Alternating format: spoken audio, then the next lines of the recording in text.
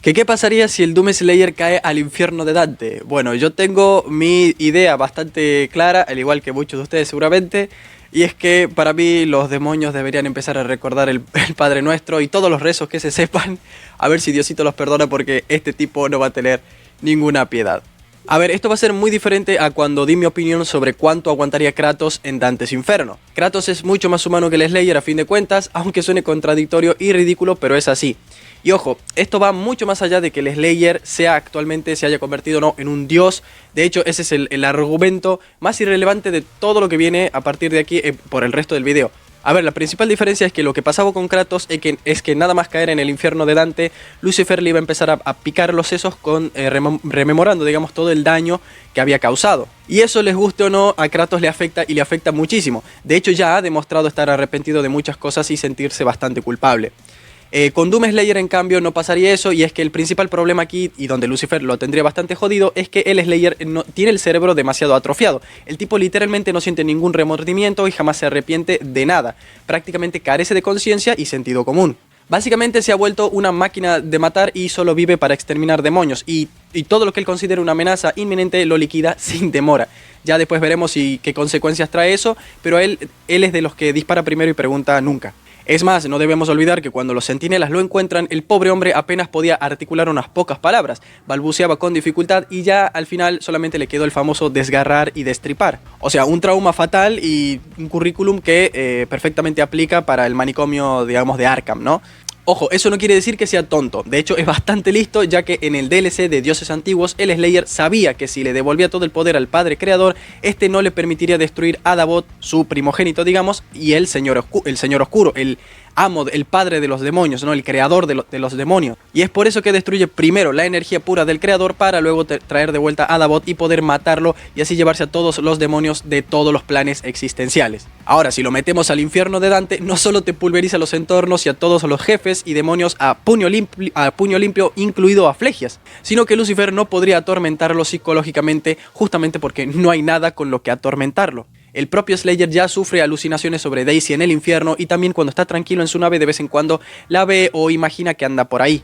Además de que de vez en cuando le vienen unos brotes psicóticos con visiones. El tipo ya vive un infierno constante y perpetuo, se podría decir. No por nada es inmune a la influencia de los tótems potenciadores, que básicamente son manifestaciones del sufrimiento humano que potencian a los demonios con fuerza y velocidad. Aparte de eso, el Slayer está acostumbrado a viajar entre realidades y luchar en diferentes líneas espaciotemporales y también eras. Por tanto, cuenta con eones y eones de experiencia en combate. Y esto es muy relevante porque, como ya mencioné en el versus contra Kratos, el infierno de Dante es otra dimensión ajena a la realidad, el mundo mortal y otros planos espirituales también. Y esto es debido a que el infierno no es un espacio físico como tal, más bien es un concepto. Es decir, este infierno se rige por sus propias reglas y demás normas que se consideran aptas para dicha dimensión específicamente. Pero bueno, no nos vamos a desviar ahora. El caso es que el Slayer posee todo lo necesario y más todavía para vencer el infierno de Dante. Aparte es inmune al dolor, al cansancio, tiene una armadura impenetrable, su propia piel es casi imposible de atravesar. Y aparte, mientras más víctimas se cobra, más poderoso se vuelve, y así podría seguir indefinidamente.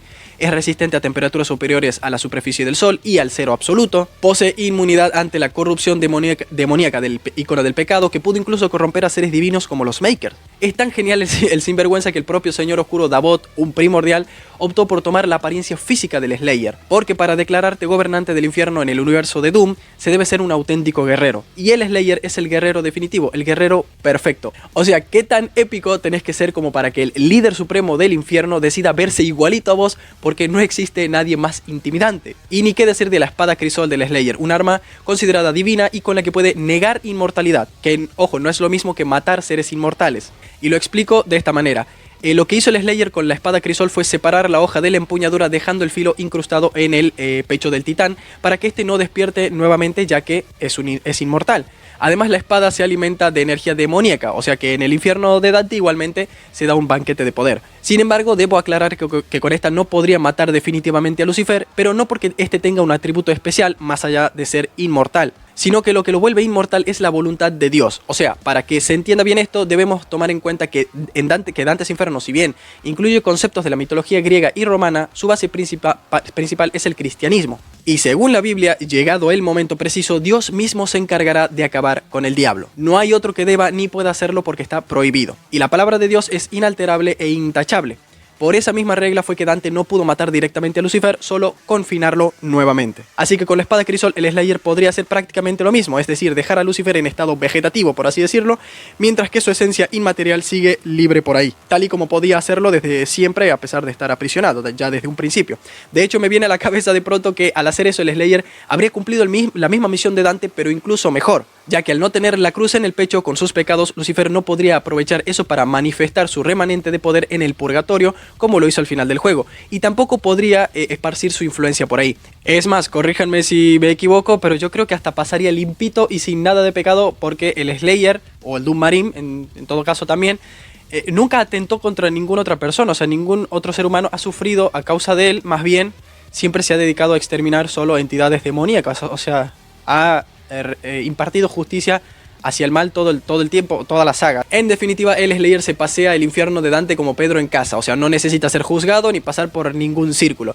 Tiene pase libre este señor, digamos, es el verdugo del infierno. En un próximo short responderé si la espada flameante de Lucifer podría matar al Doom Slayer, pero pueden dejar ya sus especulaciones de todas formas.